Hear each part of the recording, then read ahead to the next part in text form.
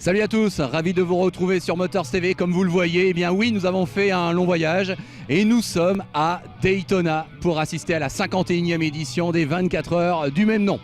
Et nous avons été frappés en arrivant ici par le nombre assez important de pilotes français qui sont inscrits.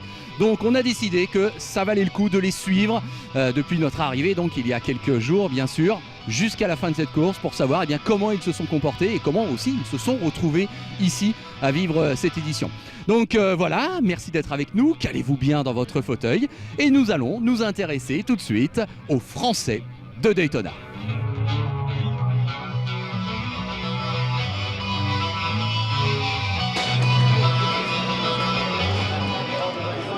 Allez, on est dans le... Attention, un événement se prépare. Tout ce que la course compte de supposés stars, et il y en a beaucoup, a rendez-vous du côté de Victory Lane pour une photo de famille. L'occasion pour nous d'élargir momentanément notre horizon franco-français, et ça ne se refuse pas.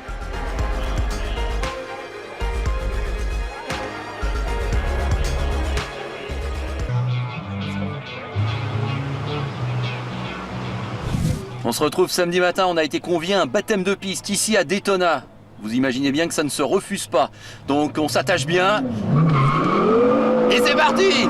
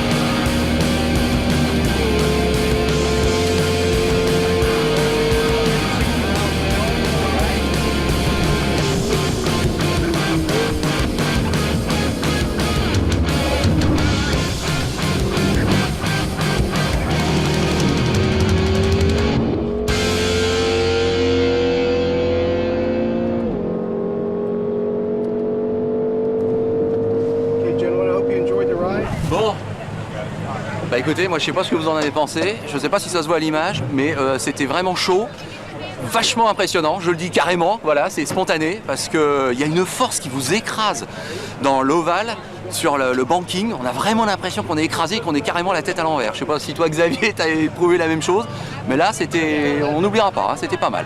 Allez, on va se remettre de nos émotions.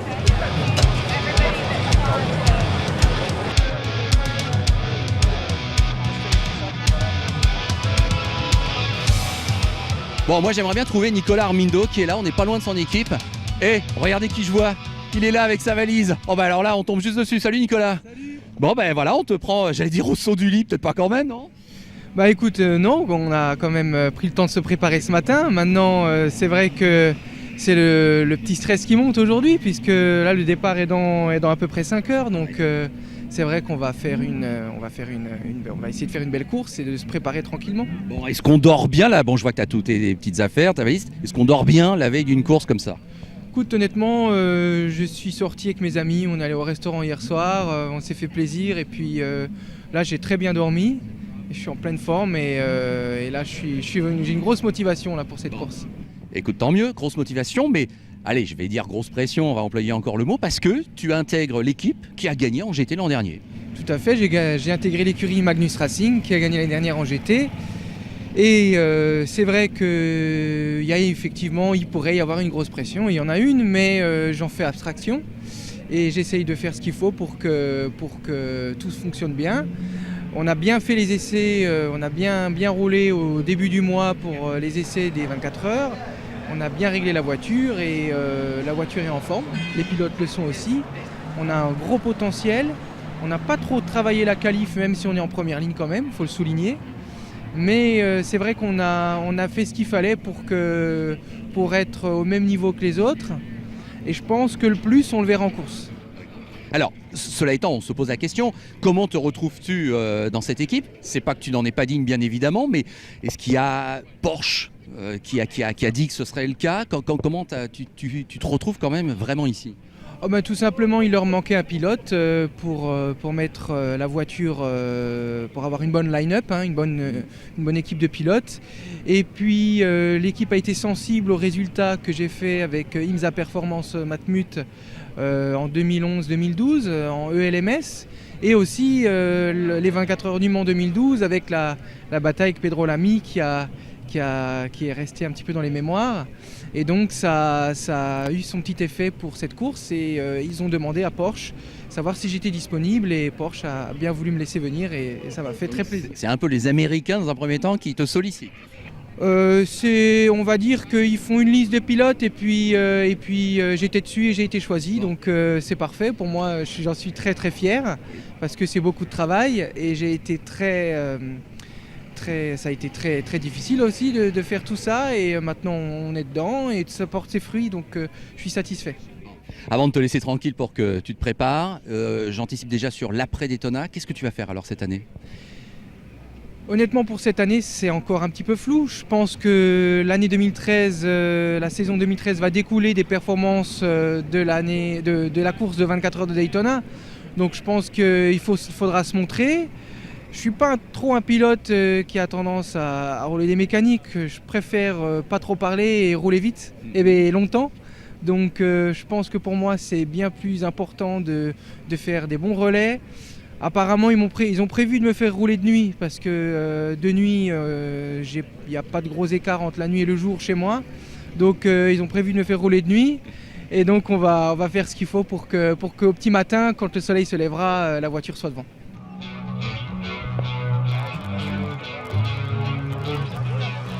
En GT, le Français qui s'en sort le mieux, c'est Nicolas Armindo.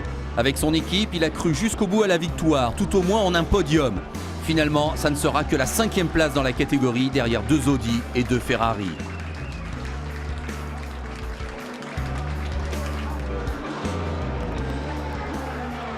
Je peux te demander ce que tu ressens? Forcément, après s'être battu pour la victoire pendant 23 heures et c'est 45 minutes, je suis un peu déçu. Maintenant, après, c'est vrai que le rouleau compresseur Audi est passé par là et on a essayé de faire ce qu'on a pu. La voiture a tenu bon, les pilotes ont tenu bon, on a joué toutes les cartes qu'on avait avec la stratégie et la vitesse, mais il n'y a pas de regret, on a fait ce qu'il fallait. Et la Porsche a tenu bon et l'équipe a bien bossé, donc franchement félicitations à toute l'équipe, quoi. On a eu le sentiment que quand tu étais derrière le volant, la voiture était souvent en tête. Oui, c'est vrai qu'on était très souvent en tête et on a joué aussi. Je dirais en sport automobile, il faut aussi un peu de chance et on a joué peut-être un peu de malchance avec le dernier drapeau jaune. Et on pensait que tu pourrais finir? Oui, après c'est vrai que les stratégies ont fait que Richard a dû remonter dans la voiture. Donc ça fait partie de la course automobile. J'ai montré ce que je pouvais faire avec une voiture qui avait le potentiel de gagner.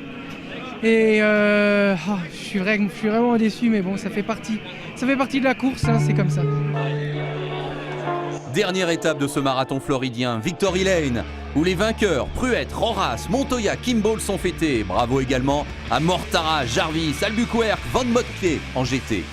Allez, disons même qu'avec notre ami Mortara, un détenteur de passeport français a bien brillé à Daytona.